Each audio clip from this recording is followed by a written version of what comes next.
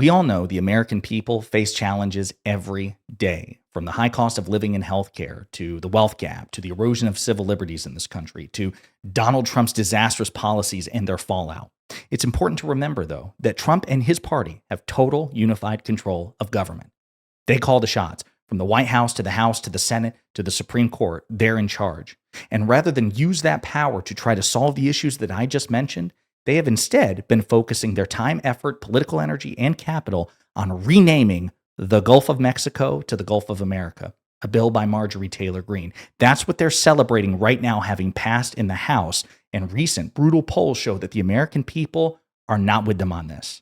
But before we unpack all that, if you end up liking this video and you want to support the channel, please be sure to hit the like, subscribe, and alert bells before you go. All right, friends, just to show you totally how unconcerned the Republican Party is with you, including even if you voted for them, it doesn't matter. If you are a Republican voter, they don't give a damn about you. Look no further than this. Honored to be here today in front of the American people as we debate the merits of the Gulf of America Act.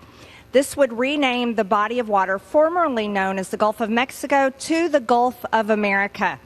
This is such an important thing to do for the American people. The American people deserve pride in their country, and they deserve pride in the waters that we own, that we protect with our military and our Coast Guard, and all of the businesses that prosper along these waters. But Democrats today are outraged. They're outraged because they love the cartels more than any other people in the world, more than the American people.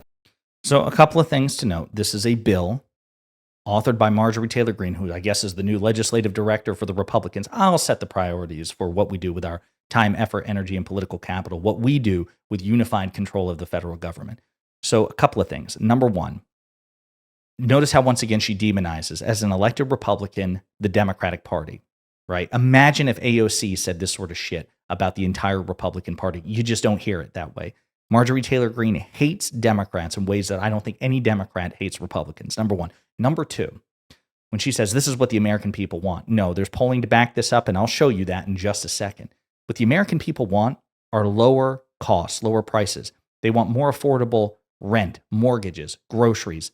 Groceries, what an amazing word, groceries. Like nobody used that word. I resurrected it. Remember? Donald Trump created that word, and you guys are not doing a damn thing to try to make the cost of groceries lower. That's what the American people want.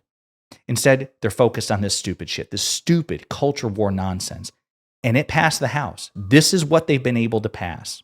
Just give you a reminder. On this vote, the yeas are 211, the nays are 206. The bill is passed. Without objection, a motion to reconsider is laid on the table. And if you go on social media, you will find virtually every Republican lawmaker, particularly in the House, celebrating this. Oh, we're delivering for the American people. We renamed this body of water that Marjorie Taylor Greene says we own, when in fact we only own part of it. Some of the territory in the Gulf of Mexico is part of the United States, as well as Mexico and other countries as well. Overall, it's an international body of water. We don't own the totality of it. They're celebrating this. Republican lawmakers are celebrating this. Hell yeah, hey, I know your rent is still high. I know your mortgage is still high. I know gas and groceries, all these things are still high. I know your 401k and everything's been vaporized by Donald Trump's tariffs. I know all that. But, we doodled some cool shit on a map. Look at this. It says Gulf of America instead of Gulf of Mexico. It's insane, tone deaf and out of touch, and probably one of the many reasons why Democrats, as unpopular as they are at the moment, are leading Republicans in generic ballot races ahead of the midterms. Already the American people are like, oh, screw this. I'd rather have Democrats in charge of the House. CNN's Harry Enton, who is a polling analyst, breaks down this, and it's a total loser for the GOP. And Democrats need to demagogue the hell out of it. Let's just put it this way. It has bounced. It's like I'm wearing waterproof clothing. If the water was coming down on me and it was Gulf of America, it bounces right off of me. It has gone horribly. This bounce is terrible. Take a look here. Has more Google searches since Trump's proclamation 3 months ago on February 9th. It's a 72 Dolphins blowout. Gulf of Mexico has been more searched in 50 states. That is all of them versus the Gulf of America. 0 states. None of them. Plus, I should point out the District of Columbia has more searches for the Gulf of Mexico. So the bottom line is, despite whatever Trump wants to say at this particular point, when it comes to what Americans are actually using, they are sticking with the old name. They are sticking with the Gulf of Mexico. They are not, in any state, going with the Gulf of America. It is 50-0, a blah in favor of the Gulf of Mexico over the Gulf of America. So when you're going into Google to search for whatever that body of water is called underneath, Alabama, Mississippi, and by Florida there, people in every state are typing in this instead of this. That is exactly right. In every single state, more folks are typing Gulf of Mexico in order to search for that body of water underneath our southern border compared to the Gulf of America, 0 states. All right, that's Google searches. What about the polling? So what about the polling? Because sometimes people might be searching for the poll, or, searching on Google, but that doesn't necessarily implicate what they actually feel about the issue.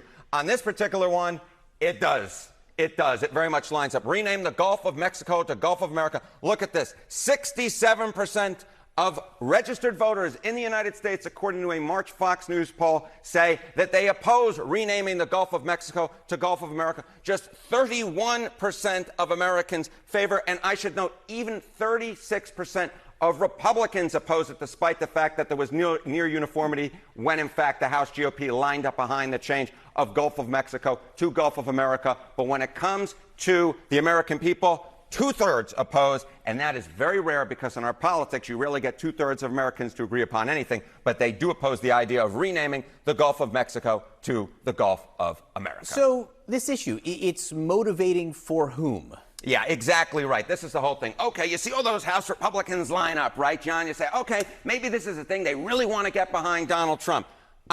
When it comes to the American people, makes you very motivated to vote. Renaming the Gulf of Mexico, making it the Gulf of America. 34% of Democrats say it makes them very motivated to vote, compared to just 18% of Republicans. The bottom line is Donald Trump has been trying over the last 3 months to sell this idea that we're going to make the Gulf of Mexico the Gulf of America, but there is no indication that is actually seeping in to the American consciousness. You see it here, it motivates Democrats more than Republicans. You see it here, 67% of Americans oppose the idea, and you see it in the Google searches as well. You see that people simply put are not going along with Donald Trump in every single gosh darn state. More folks are Googling Gulf of Mexico than Gulf of America. There is no sign that this is working out and Trump is changing people's minds, Sean Berman.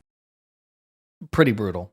An utter indictment of this waste of time, effort, energy, and political capital during Trump's first 100 days. Perhaps one of the many reasons why he is so objectively unpopular in these first 100 days. According to the polling, it's the worst in recorded history. He is more unpopular at this point, the 100-day mark, than any of his predecessors, including President Biden.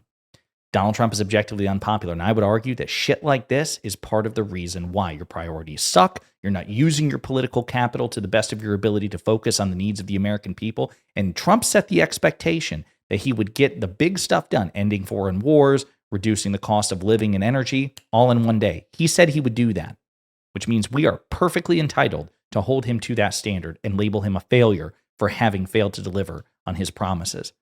This is what the Republicans are celebrating. I'm telling you, go to True Social, that you will find just tweet after tweet after tweet. I say True Social, Twitter.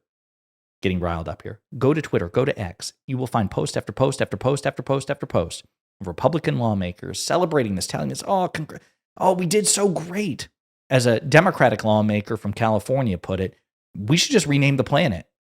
Solve problems, defend democracy. And yes, this bill has been called a joke more than once in committee. I even offered an amendment to rename the entire planet Trump, just to underscore the absurdity of their sycophantic bootlicking. But now, I'm sure there was actually some serious deliberation. Trump was like, wait.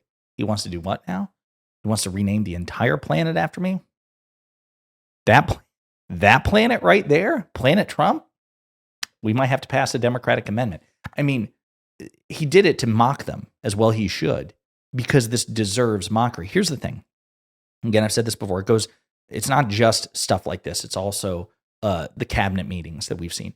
There's nothing wrong with a party being generally deferential towards its leader, respecting its leader, defending its leader. I expect nothing less but the cultish levels that the GOP has taken it to are insane and indefensible, and they should generate an extraordinary political backlash. There's no reason on paper for there to be any elected Republican in office after 2026 and certainly 2028. If we voted on the merits alone, this should prompt even red states to say, to hell with this. Until you all get your shit together, just you get a collective timeout.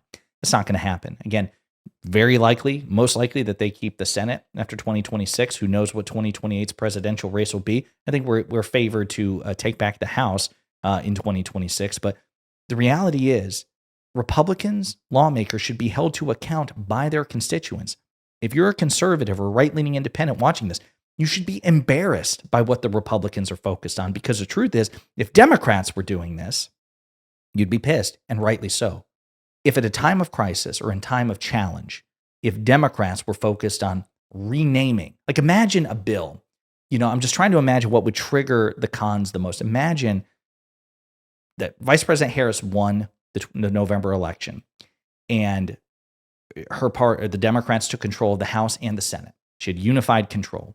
Imagine, all else being equal, the same economic turmoil that we're currently facing. Imagine everything else is the same, just the party in power has changed. Imagine Harris pushing for a bill that would put pronouns in everyone's bios, right? You could put she, him, they, them. Imagine basically a culture war renaming, relabeling thing being the legislative priority of the Democratic Party under these circumstances.